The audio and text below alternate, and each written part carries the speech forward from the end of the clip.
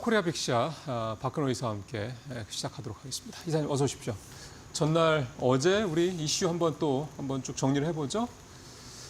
네, 자, 건설 쪽 이 중동 재건 이슈 얘기가 나오고요. 제가 봤을 때는 어제 다른 대우건설은 그럴 수도 있는데 현대건설과 DL, ENC는 중동 이슈로 움직인 것 같지는 않습니다. 제가 봤을 때는. 갖다 붙이는 거죠. 네. 예.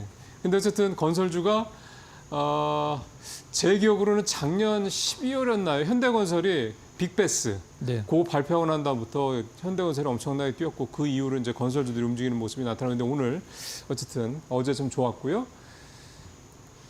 관세 네. 유예 종료 이적 연장 가능성. 어제 현대차랑 기아차가 주가가 굉장히 좋았죠. 좋았거든요. 근데 네. 시장에서 현대자동차가 사실 5% 이상 오르려고 하면은 뭔가 좀 특별한 어떤 맞아요. 개별 재료가 무거운 있어야 종목이죠. 되는데 네.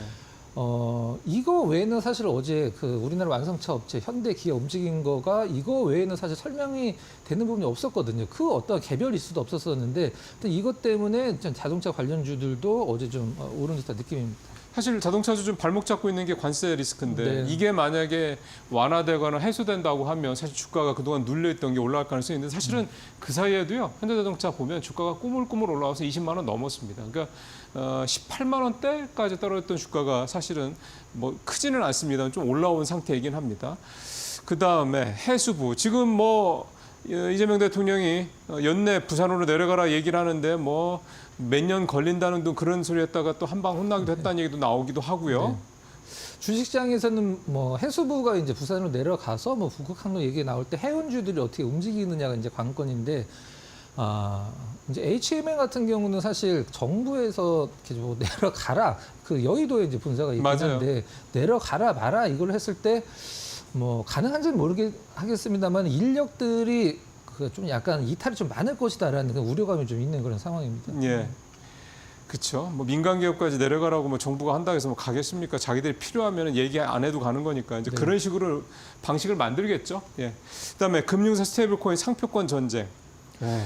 어제 그저께 나온 뉴스로 이제 우리나라 그 시중 은행들도 8개 은행들이 이제 컨소시엄을 갖춰서 이제 합작 법인을 좀 올해 말에 준비를 해서 내년 상반기에 이제 합작 법인을 만들기로 했거든요. 이 미국이랑 비슷한 방식으로 가상 자산과 관련돼서 그것과 관련돼서 이제 제주은행이나 이제 제주은행의 신한은행 계열이니까 제주은행이 또 최근에 상당히 좀 주가 퍼포먼스가 많이 나오고 있는 그런 상황입니다. 애증이 유틸리티. 네. 이거 이사님 뽑으신 거예요? 기사 제목입니다. 예. 한국전력 가스공사 더 오를까? 한국전력이 이틀 연속 급등을 했습니다. 가스공사가 이게 알래스카 LNG 프로젝트 때문에 조금 네. 움직이긴 했었는데 다시 그다음에 주춤하고 어떨까 싶네요. 한국전력이 3만 원대, 우리가 보통 하이닉스 같은 경우는 몇만 닉스, 삼성전자 그렇게 표현하는데 3만 원 넘은 게 3자를 본 게 7년 만입니다. 6년 7년 만. 네. 대단하네요. 물론 6년, 7년을 계속 갖고 계신 분이 많지는 않겠습니다만 어쨌든 한국전력에도 역시 뭔가 리레이팅에 대한 기대감들이 높아지고 있는 사실인 것 같습니다. 자, 오늘 이 중에서 건설주 얘기로 좀 시작을 좀 해보도록 하겠습니다. DLENC가 굉장히 좋더라고요. 네. 근데 지금 보니까 SMR도 있고 탄소 포집 사업도 제가 있고. 봤을 땐 이거고 앞서서 이제 그 어떤 중동의 지정학적 리스크 감소는 그냥 좀 갖다 붙인 것 같고 실질적으로 이거라고 보시면 될 것 같습니다. 한번 들어가 보죠. 네. 예. DL ENC 이제 DL 에너지는 이제 DL 그룹에서 이 전력과 관련된 부분을 감당하는 게 이제 DL 에너지라 보시면 되는데 노르웨이 SMR 협력사 노르스크 원자력과 함께 SMR 개발 위한 MOU 체결했다. 엑스에너지랑 같이 엑스에너지는 이제 DL ENC가 그 2천만 달러를 투자를 한 기업이죠. 네, 이건 미국의 네. SMR 하는 회사고. 네. 내년에 이제 SMR 3기 건설 시공사 선정 입찰을 이제 앞두고 있는 상황이고요. 거의 이제 가능성은 시장에서는 이제 이 대림 네. ENC가 상당히 가능성은 높게 점쳐지고 있는 상황입니다. 2022년도 CCU에서 이제 탄소 포집 기술이라고 보시면 될 것 같고요. 친환경 수소 사업 전문 자회사 카본코를 설립을 했는데 캐나다 이제 비료 업체에 기술을 제공을 했는데 이 카본 포집 같은 경우는 우리가 아주 예전에 이제 이쪽에서 그 이슈를 다뤘을 때 그 일론 머스크가 미래에서 가장 성장성이 높은 기술을 뽑은 게 탄소 탄소 포집, 포집이거든요. 예, 예. 그러니까 그거 관련돼서 DLENC도 상당히 좀 어떤 성장 모멘텀이 갖고 있는 보유를 하고 있는 그런 기업 중에 하나다라고 보시면 될 것 같습니다. 그러니까 이게 공기 중에 있는 이산화탄소를 포집, 그러니까 다 빨아들여서 그래서 이산화탄소 배출도 줄이고 그러니까 거기서 또 이제 한번 얘기가 되는 거죠. 그리고 나서 이제 에너지도 만들고 이게 되다 보니까 최근에 우리나라에서 유니드라는 회사, 네네. 그 염화칼륨 만드는 네, 이 맞습니다. 회사가 이제 이 탄소 포집 관련돼서 좀 관심이 좀 많이 있었던 그런 회사가 되기도 했습니다. 그리고 이제 하나만 좀 그 첨부해서 말씀을 드리면 일단 이란과 관련돼서 지금 뭐 건설주들이 어제 뭐 대우건설은 저는 이란 때문에 움직인 거라고 생각을 하고 있고 대우건설이 좀 원래 좀 그렇죠. 그렇죠. 근데 DLENC 같은 경우도 옛날에 이란에서 했던 프로젝트들이 중단된 게 있긴 해서 근데 이따 차트 보면서 말씀드리긴 하겠습니다. 과거에 그 미국과 핵 그 협의를 바로 앞두고 이제 가능성이 높다라는 기사들이 나왔을 때 주가 흐름이 어떻게 움직였는지도 잠시 뒤에 한번 체크를 해보도록 하겠습니다. 예, 지금 이란 프로젝트 얘기 나오셨으니까 그 이란 프로젝트 재가동 여부 이게 그러니까 일종의 재건 개념인 거잖아요. 네, 그럴 수도 있죠. 그럼 어떻게 될지 한번 보죠. 네. 다음 장 한번 보면서 말씀드리도록 네. 하겠습니다. 과거에 2022년도와 2023년도 두 번에 걸쳐서 이란 핵 협상 가능성이 제기가 되면서 이때 뉴스가 지금보다 더 세게 나왔습니다. 이제 이란 핵 개발 포기하고 이제 미국 뜻에 따라서 핵 개발을 이제 포기한다. 그래서 협상 가능성 제기가 됐을 때가 나왔을 때가 요 화살표 구간이거든요. 이제 이거는 주봉인데 주가가 떨어졌었네. 그렇죠. 그러니까 뭐 떨어지는 것은 그동안의 추세가 이제 떨어지는 추세였기 때문에 이것 때문에 시장에서 DLENC의 주가가 반응을 전혀 하지 않았다는 점. 이게 올랐다라기보다는 떨어지는 것을 막을 정도의 재료가 아니었다. 브레이크 건 정도지 네, 이게 네, 추세를 네. 막지는 못했다 이렇게 네. 봐야 되는 거네. 이건 이제 최근 흐름이고요. 예. 지금 이게 딱 약간 약간 W자, 얼찍한 W자 모양을 좀 가져가고 있는 그런 점입니다. DLENC는 그렇고, 그러니까 이번에도 이런 관련된 얘기가 나와도 과연 주가가 그렇게 네. 드라마틱한 반등을 할 거냐 이 네. 부분은 좀 생각해 볼 필요가 사실 있겠네요. 우리나라에도 테헤란로가 있듯이 이란에도 서울로가 있거든요. 네. 그래서 뭐 굉장히 좀 그 과거에도 좀 어떤 수주도 많이 받긴 했었습니다만 저는 이란 때문에 건설주들이 움직인 건 아니다라는 게 제 개인적인 판단입니다. 예. 그리고 아직은 제재 대상 국가죠. 네. 그런 부분도 좀 부담스러울 겁니다. 투자하고 뭐 진출하기가. 자, 그 다음에 현대건설 얘기 좀 해보죠. 사실 현대건설이 뭐 건설주의 뭐 완연한 대장주죠. 네. 저는 그 건설주들을 오늘 사실 뭐 좋은 얘기만 좀 하고 싶은데 지금 우리나라 건설주들 중에 정말 한두 기업 빼고는 이 유동 비율이 좀 표현상 그렇습니다만은 좀 박살이 나 있는 상황입니다. 자금 사정이 굉장히 안 좋다는 그렇죠. 얘기잖아요. 이제 유동 비율이라는 것은 1년 안에 갚아야 되는 네. 빚이 이제 이자나 빚 대비해서 내가 갖고 있는 현금화할 수 있는 어떤 네. 뭐 그런 것들의 비율인데 100이란 유동 비율이 100이다 그러면은 딱 내가 그냥 빚만 갚을 수 있을 그렇죠. 정도. 보통 200이 넘으면은 굉장히 양호하다라고 얘기를 하는데 지금 우리나라 건설주들 한두 종목 빼고는 한두 기업 빼고는 30%, 40%이 정도 상황입니다. 그러니까 네. 벌어서 빚도 못 네. 갚기도 빠듯하다는 얘기네요. 일단 어제 현대건설도 뭐 DLENC가 어제 퍼포먼스가 제일 좋긴 했습니다만 현대건설도 어제 굉장히 좋았죠. 네. 역시 이제 개별 모멘텀으로 움직였다고 보시면 될 것 같은데 일단 아무래도 이제 원전이죠. 원전 건설 사업 위한 일단 그 사업 사전 업무 착수 계약을 이제 체결을 했다. 핀란드와 함께. 네. 일단 이런 부분 웨스팅하우스가 컨소시엄으로 이제 진출을 하는 것 자체가 일단 이 뭐 어떤 가능성을 굉장히 높게 점쳐줄 수 있는 그런 부분이고요. 그렇죠. 일단 지금 현대건설 같은 경우는 뭐 역시 마찬가지로 사실 지금 건설주들 중에 실적으로 올라가는 기업은 단 한 곳도 네. 없다고 보시면 될 것 같습니다. 이제 미래의 어떤 원전이라든가 SMR 이런 기대감 때문에 올라가긴 하는 건데 뭐 나름대로 시장에서는 뭐 글로벌 탑티어로 뭐 원전 쪽에서는 EPC 이제 설계 뭐 어떤 설계부터 감리, 시공까지 네, 이제 시공까지 다 하는 뭐 글로벌 턴키로 탑티어. 하는 뭐 그런 걸 그렇죠. 얘기를 하죠. 네. 탑티어 종목을 인정을 하고 있기 때문에 원전 쪽의 모멘텀이 살아 있다라고 하면 뭐 현대건설은 실적은 아니더라도 시장에서 움직일 수 있는 모멘텀은 상당히 뭐 충분히 살아 있는 상황이다 이렇게 보시면 될 것 같습니다. 그러니까 이제 이런 기대감을 자아내게 할 만한 뭔가 프로젝트가 뭐가 있는지 한번 보죠. 네.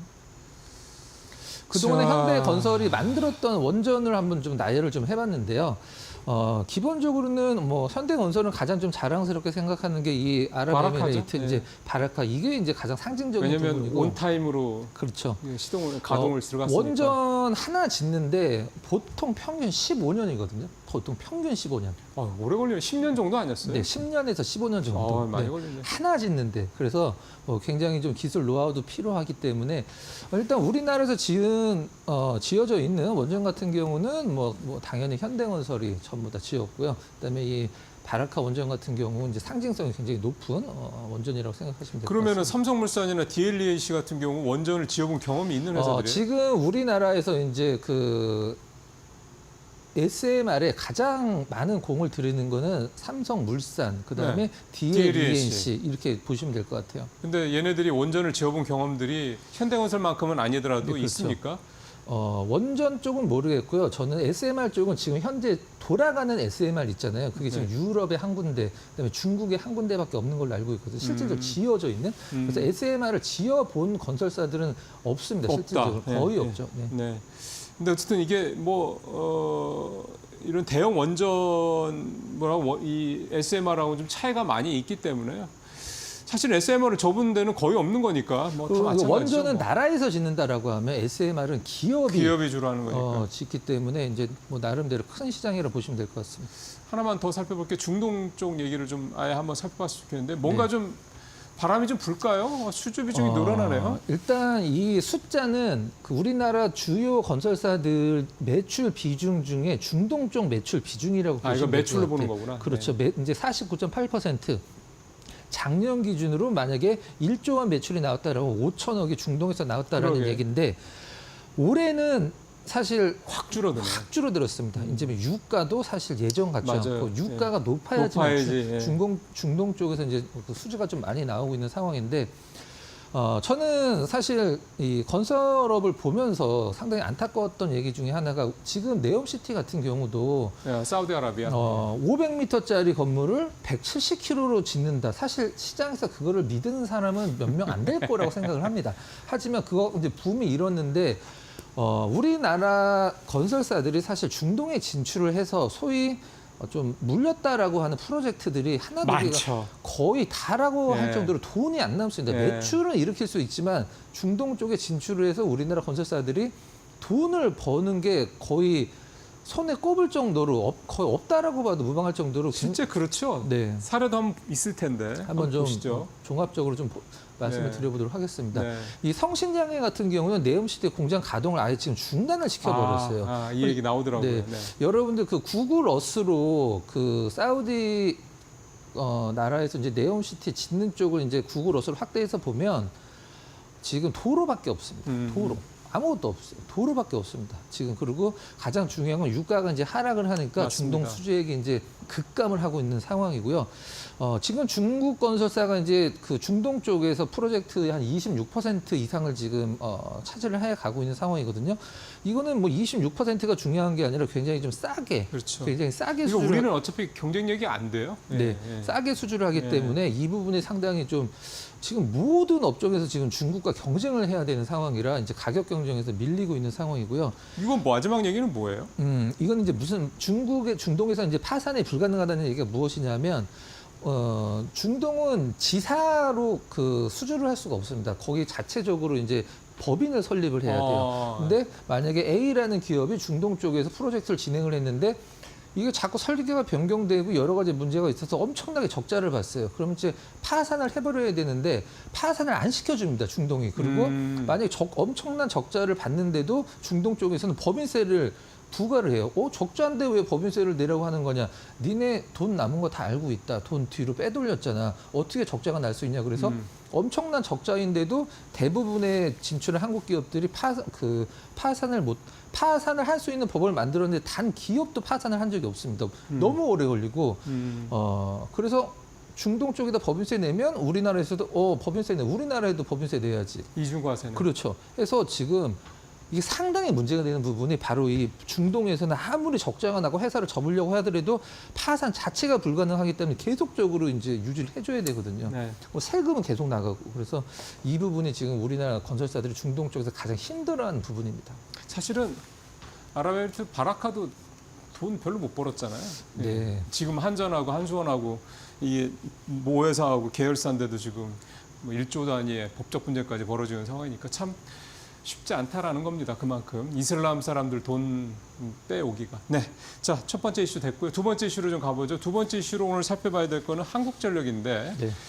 연일 급등, 신고가 행진. 이걸 좀 어떻게 좀 찾아봐야 될지 봐야 되겠습니다. 웬만한 개별주 부럽지 않을 네. 정도의 지금 한국전력이라는 이 무거운 회사가 주가가 10%씩 연일 뛴다. 이거는 사실은 정말 쉽지 않은 건데 한번 보죠. 아, 네. 전기요금 인상. 네, 일단 가정용 전기요금은 9분기 연속 동결이 됐죠. 네. 이거는 이제 그 3달 동안에 앞선 지금 이제 그 전기요금을 조정할 때 앞에 3달 동안에 그 원료비를 이제 계산을 해서 동결을 할지 올릴지 결정을 하는데 일단 9분기 연속 이제 동결이 됐습니다. 이제 과거에 이제 우리나라에서 그 가정용 전기가 산업용 전기보다 더 비쌌었거든요. 네. 근데 지금 이제 산업용 전기가 비싸지면서 실질적으로 일단 삼성전자만 하더라도 뭐 1년에 뭐 전기료를 뭐 8천억 정도를 뭐 낼 정도로 엄청난 전기를 쓰는 기업들인데 일단 산업용 전기가 오른 게 가장 이 한국전력의 어떤 그 영업이익에 도움이 됐다고 보시면 될 것 같고요. 예. 1분기 실적이 이제 전년 동기 대비해서 굉장히 좀 좋아졌다는 부분. 이건 좀 약간 뭐 과거에 좀 이르긴 하죠. 저는 가장 중요한 게 이 한국전력은 어떤 식으로 돈을 버냐면 전기를 팔죠. 네. 전기를 파는 게 전기 요금을 이제 전기세가 아니라 전기 요금이라고 표현하는 게 맞을 것 같은데 전기 파는 요금 대비 이제 한국전력도 전기를 사오잖아요. 그렇죠. 그 전기를 사오는 요금이 낮아지고 전기를 파는 요금이 올라가는 돈을 버는데 그러니까 마진이 올라갈 수밖에 없지. 그렇죠. 지금 딱 그 상황이 된 것 같습니다. 차트로 한번 좀 준비를 예. 했는데 한번 잠깐 보도록 할게요. 이제 산업용 전기가 과거에는 사실 가정용 전기보다 위에 있었었거든요. 근데 아래에 있었었거든요. 근데 이 산업용 전기 요금이 올라가면서 이 한국전력의 어떤 마진이 높아진 부분이고 가정용 전기도 계속 올라가고는 있으나 산업용 전기가 더 올라가고 있죠. 가장 중요한 부분, 이 S&P라는 부분인데 이 S&P가 뭐냐면 한국전력이 전기를 사오는 도매 가격입니다. 근데 이게 지금 굉장히 많이 떨어지고 있죠. 뭐 GS나 이런 민간 발전사에서부터 사오는 그런 가격이 바로 이 S&P인데 S&P 이제 내가 사오는 가격은 떨어지고 파는 가격은 올라가고 뭐 한국전력도 전 세계 월가에서 뽑은 전 세계에서 가장 싼 유틸 종목이라는 얘기가 있을 정도로 뭐 또 배당도 새로 이제 4년 만에 재개를 했고 나름대로 이제 영업이 계속 늘어날 수밖에 없는 구조는 좀 마련이 됐다 이렇게 보시면 될 것 같습니다. 그러게요. 가정용은 사실은 좀 여파가 크니까 쉽게 건들기 힘들지만 산업용이랑 선거도 있었고. 예, 선거도 있고 S&P 저거는 사실은 좀 낯선 표현 용어긴 한데 말씀 들어보니까 요즘에 집에서 이렇게 판넬 가지고 해가지고 전기들 많이 하잖아요. 그런 것도 다 남는 거는 다 한전에서 그렇죠. 팔 수 네, 있다는 네, 얘기잖아요. 네. 그 가격이 계속 내려가고 네, 있다. 네. 그러니까 내가 한전이 뭐 원유 사오거나 가스 사와서 발전소 돌려가지고 전기를 만들어서 파는 거 외에 또 전기를 많이 사오는데 그 전기요금이 떨어지다 보니 내가 드리는 돈보다 원가가 더 낮을 수 있으니 뭐 이거보다 더 좋은 게 없는 거죠. 그렇죠. 네. 그러네요. 그러니까 한전은 보시면 아시겠지만 뭔가 체질적인 변화가 지금 만들어지고 있다, 잉태가 되고 있다 이렇게도 볼 수가 있을 것 같습니다. 흐름 한번 보죠. 네. 너무 긴 흐름을 봐야 되기 때문에 월봉으로 좀 준비를 했습니다. 지금 이게 이제 거의 6년 동안의 박스권인데요.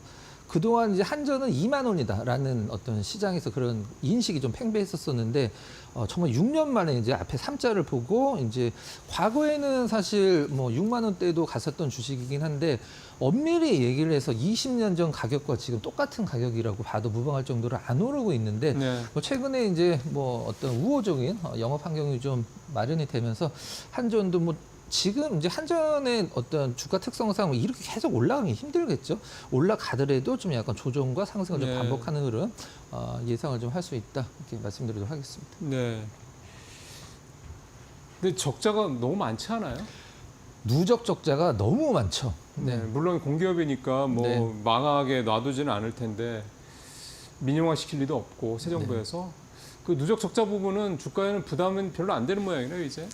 그게 이제 어제 오늘 일은 아니기 때문에 이제 시장에서 사실 주가적인 흐름으로 봤을 때 좋았던 기업이 더 좋아지는 것보다 나빴던 기업이 좋아지면 사실 그렇죠. 시장에서 턴어라운드에 대한 거는 투자자들은 조금 네. 더 그걸 반기는 것 같습니다. 네. 이제 또 어느 정도 주가가 또 이제 올라가서 좀 부담을 느낄 때쯤 되면 이제 또 누적 적자기가 나오면서 또 주가가 조금 조정이나 순고리에 들어갈 여지도 분명히 있다. 네, 지금가 뭐 한점 막 오른다고 그래서 따라가야 되는 이렇게 생각하실 타이밍은 좀 아니다. 이렇게 좀 봐야 될 것 같습니다. 이사님 말씀 잘 들었습니다.